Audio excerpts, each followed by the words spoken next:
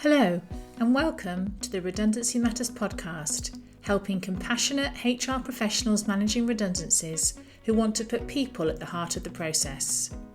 I'm your host, June Hogan, a qualified career coach and outplacement specialist with a background in HR and founder of outplacement services provider Wildwood Coaching. In this podcast, I'll be sharing my insights and experience from being on both sides of the redundancy table and from my years of experience supporting individuals after redundancy through outplacement support. Welcome to this episode of Redundancy Matters. My name's June Hogan. I'm a career coach and outplacement specialist, and I have a background in HR. And in today's episode, we're going to explore the emotions that redundancy triggers and why it's important for HR professionals and line managers to understand that range of emotions. So redundancy isn't just about losing a job. It's about identity, it's about security, it's about self-worth. A job provides us with a sense of purpose, the structure of work, kind of a reason to get up in the morning. There's the routine. There are the relationships that we have at work, which are important to us. And for some people with difficult personal lives, work is an escape. It's a place of sanctuary. And having a job contributes to our positive mental well-being as well. So in this episode, I'm going to break down some of those emotions that are connected with redundancy. I'm going to talk about why they matter, and how HR professionals and line managers can create a compassionate as well as effective redundancy process.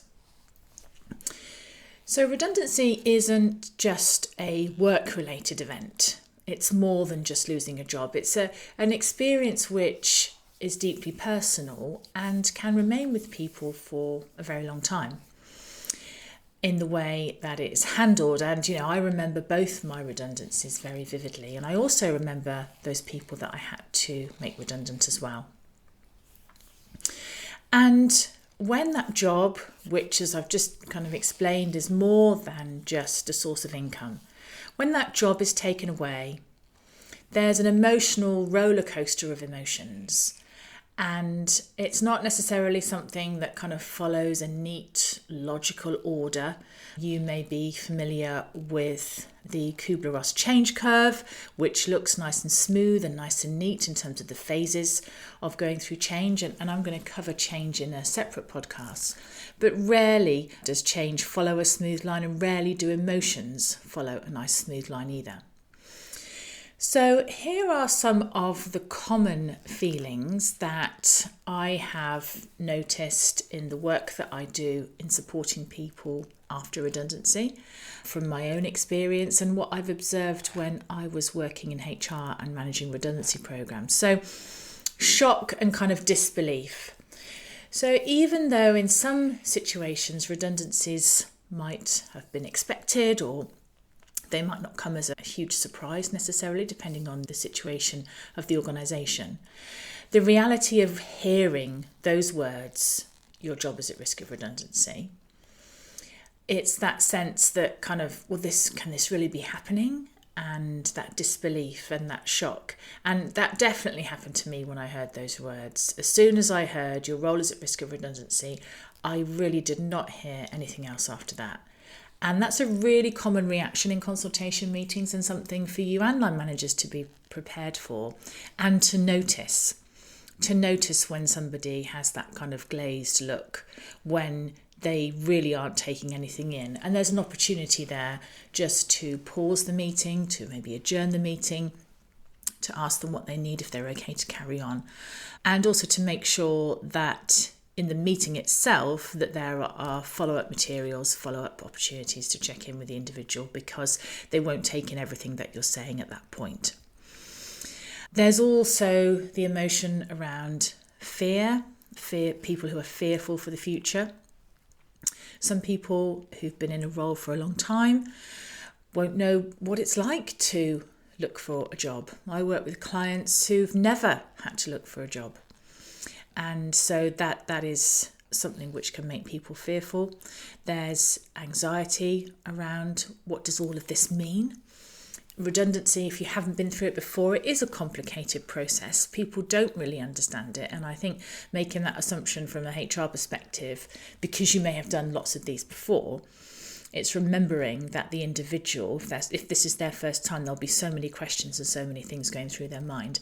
And that anxiety around maybe their personal circumstances that could get in the way of thinking about that next opportunity. People have commitments outside of work, which invariably people do, or family commitments, or caring, or childcare responsibilities, or health challenges. Then there's going to be anxiety that comes from that as well as those sort of questions about the financial security and that personal stability. And this is something that I see a lot when I work with people. When I was made redundant for the second time, we'd sold our house. We were in rented accommodation, waiting to move into a new house, and had committed to a really big mortgage. And my income was significant in terms of our ability to live and to pay those bills. So that was hugely on my mind. I had 3 young children at the time. I knew that I couldn't work full time. And I was thinking, well, how am I ever going to find another part-time job like this one that is relatively senior, etc. So all of that was a big concern for me, and probably one of the reasons why I just went into shock, because I thought, my goodness me, I cannot believe this is happening. Other emotions like anger and resentment, that feeling of kind of powerlessness, being unfairly treated, being frustrated about the situation, maybe the process, the way things have been handled. And that again can show up in consultation meetings, it can show up through the process as well. And again, noticing when that does come up, noticing when an individual may not be in the best frame of mind to continue with a meeting, but also being prepared to let them within reason, because clearly anger and resentment and frustration can sometimes be somewhat extreme, but making sure that individuals have the opportunity to just express their feelings. And it's about listening and just giving them that space to do that. Shame is a big emotion that redundancy can trigger. That deep kind of sense of failure. Is it something that I've done? Is it something that, something I could have done something about? The emotion of shame can make people feel like they weren't good enough. And certainly I remember thinking, maybe if I didn't work part-time, maybe that's the reason why my redundancy has happened. And maybe if I'd been full-time, I could have avoided this. Or maybe if I wasn't on maternity leave at the time. So all of these things go through people's minds. And a lot of the time, none of this is actually true. It's the things that we make up in that situation. The emotion of kind of grief and loss, and I had clients say to me, does this sound silly? Or this might sound a bit strange to say that I feel like I'm grieving. But losing a job can feel like losing a part of yourself, because there's so much attached to your job. There's so much invested in a job. It's a change in routine, relationships. It's a change in all of that kind of structure and stability that we have in our lives. So it's really normal for people to go through a kind of grieving process. And in my first redundancy, it was really hard because I'd been at the organisation for about 8 years and I'd kind of grown up there. It was part of my life. It was my first job out of university, and these people had become my work family. I'd gone through different life events with them. I got married, I'd had a baby, people bought me gifts, they came to my wedding, all that kind of thing. I had dreams for my career, and at the time I'd returned from maternity leave, I'd got part-time hours, I was in a senior role, and I had plans for the future, and literally all of that just went overnight in a flash. And so that was very much about grieving. I see that with clients as well, particularly those people who have been with organisations through maybe transition times in their lives or for long periods. Vulnerability is another emotion that can come up, particularly during times of uncertainty. We can feel kind of exposed, and the courage that it takes to show our vulnerabilities and share those with others as well. And that ability to kind of really let people know how you're feeling, what you're going through, and being transparent about a difficult time in your life. And it's easy to kind of say, yeah, I'm fine. And I did that a lot. It was easier for me and for other people if I said that, because it was hard for me to deal with the emotions and hard for them as well. So I just thought, I'll just say that I'm okay, because that's easier. Another emotion can be comparison. So the inevitable comparing ourselves to others who haven't experienced redundancy, or comparing ourselves to colleagues who weren't made redundant, or maybe with family or friends that we see kind of doing things with their lives that we can't do because of the financial uncertainty and insecurity of redundancy. And then, of course, there's the comparison with those people who find a role quickly. You see those announcements on LinkedIn, you hear about people getting roles. So comparison can be another emotion or another experience that people go through as well. And there can be scarcity as well. So the notion that there aren't enough jobs out there, I'll never find another job, particularly something I went through. And you can really get into that negative spiral.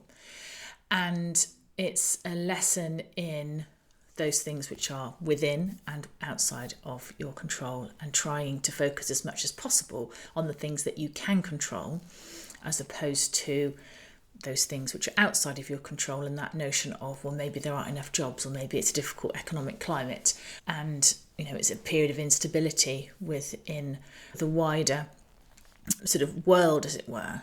None of those things you can control. It's focusing on what you can control. So understanding these emotions is really part of preparing to kind of help people navigate the redundancy process.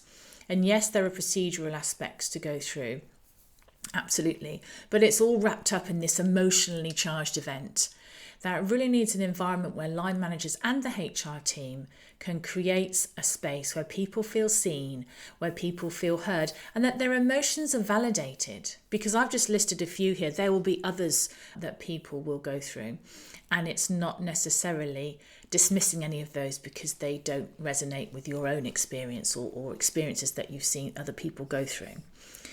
And so, as I said at the start, it's really messy. And of course, there will be people who may be relieved about being made redundant.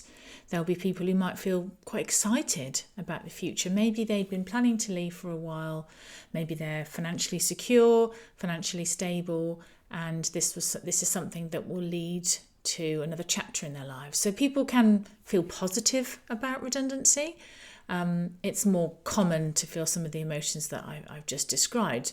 But there are people who see it as an opportunity, and people who will embrace it as a positive chance to move on or to do something differently. So you can't really predict how someone's going to feel necessarily. It's not straightforward. And all of this can depend on what else is going on in people's lives. And very rarely is redundancy the only thing that someone has to deal with. So redundancy that's handled well leaves a lasting impression, as does redundancy that is handled badly, unfortunately, and that will probably linger for a lot longer. So I quote Maya Angelou in most of my podcasts, and the notion that people will forget what you said, they'll forget what you did, but they'll never forget how you made them feel. And so a compassionate approach to making a different experience feel more human is what's at the heart of leading a redundancy process with dignity, respect, and making the individual feel valued, heard, respected, and supported. So if someone feels unsupported or kind of just treated like a number, then of course that can damage their confidence and make it harder for them to move on. And I see the fallout of some of these processes that aren't handled particularly well.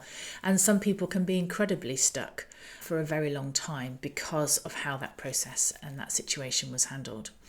But when people feel listened to and respected, they're more likely to leave with their dignity intact and a more positive view of the organisation. So I've worked with people who felt isolated, let down, excluded, kind of made to feel worthless by the acts of their line manager during the process. That can lead to a knock in their confidence and their self-worth. And really, it takes them longer to be able to think about moving on. And that's where outplacement support can really come in, because we support not only with the practical side of moving forward after redundancy, but also with the emotional side. But of course, I've also seen people who've come through the process with incredible amounts of support, with lots of kindness and compassion from their line manager and the HR team. And you can really see the difference that that makes. And this helps people to feel acknowledged, to feel valued, and allows them to separate themselves from the process and really kind of retain that dignity and that self-esteem. Because we know that it isn't people that are made redundant, it is roles that are made redundant. It's easy to say that, it's harder to actually acknowledge that. And people who are able to separate the two, normally more able to move on more quickly by recognising it wasn't about me. It was about a situation within the organisation where roles needed to be lost, and unfortunately mine was one of those, but it wasn't about me. So line managers are often the ones delivering the news, and I know that they can feel unprepared to handle the kind of those emotional reactions. Some line managers are not comfortable in that situation. I think it's really important to think about what do those responses look like to help someone feel heard, to help someone feel valued and acknowledged. And it's really about listening without judgment, offering that support that acknowledges the individual and their situation and what redundancy means to them at that moment in time. How a company handles redundancies speaks a lot about their leadership. It speaks to their values, and employees who feel respected during the process are more likely to speak positively about the organisation after they've lost their job. So handling that redundancy with compassion and dignity makes an impact on the individuals, but it also makes an impact more widely on the organisation. So let's have a think about some of the practical ways to support the emotional side of redundancy. So I've mentioned before, listening without trying to fix things. So instead of jumping in with solutions, really focusing on listening and offering those kind of empathetic responses, reflecting back what people are saying, acknowledging what people are saying. So things like, I can see this is really tough for you. It's really understandable that you are feeling like this right now, or, I'm here to listen. What do you need? How can I support you? So they're only kind of sometimes subtle shifts in language, but they can make a difference in how supported someone feels. Another thing to do is to give people the space to process what's going on. So as I've said before, everyone can feel different about redundancy. They can experience it differently. Some people will want to start talking straight away. Other people will need more time to absorb the news. So just let people know that whatever they need and whatever time they need is okay. And that you can follow up in further conversations, that you don't need an immediate response to something straight away in that meeting, in that moment. Providing some practical and emotional support makes a huge difference. So there's going to be things like providing outplacement support, for example, but you should also consider things like signposting people to mental health support. If you have an employee assistance program, signposting them there. Other resources that are available that people can freely access, maybe thinking about some sort of peer support networks for others going through redundancy if you're making a number of people redundant. And making sure line managers feel confident and comfortable with managing those difficult conversations. So you might want to invest in some support or some training on how to have kind of compassionate redundancy conversations and deal with emotion. And also help line managers to kind of feel comfortable just being themselves. One of the things that I think is really important in these situations is it's a human connection that you're looking to make in those meetings. And thinking about, talking to the managers about, how do you want to show up? How do you want that person to feel at the end of that meeting? What does showing up with dignity, compassion, and empathy look like to you? And importantly, leading with transparency and respect. So even if the news is difficult, and it often is, people really appreciate that transparent, authentic, honest approach. So being super clear about the reasons for redundancy, the process and the support available, and making sure that as line managers, they are available and accessible. So redundancy is always going to be a difficult process. But I feel like when we take the time to understand the emotional impact, it can make it a more compassionate one. And so for HR professionals and line managers, it isn't about necessarily fixing those emotions. It's about acknowledging them, creating the space for people to process, to feel supported, and to move forward when they're ready with dignity and self-esteem intact. So I hope you found this episode helpful. And if you'd like to dive deeper into all things redundancy, my colleague Robin and I host a free monthly redundancy lunch and learn where we explore different aspects of redundancy and best practices for supporting employees. I'll pop the link in the show notes and it would be lovely to see you there. So thanks for listening, and I hope you'll join me next time on Redundancy Matters.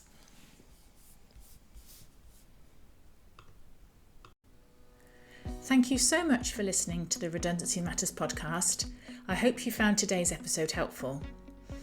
It would mean a lot to me if you would follow, rate and review this podcast wherever you listen to your podcasts, as this helps it reach more people who are managing redundancies. Let me know what you thought, and if you have ideas for future episodes, I'd love to hear from you.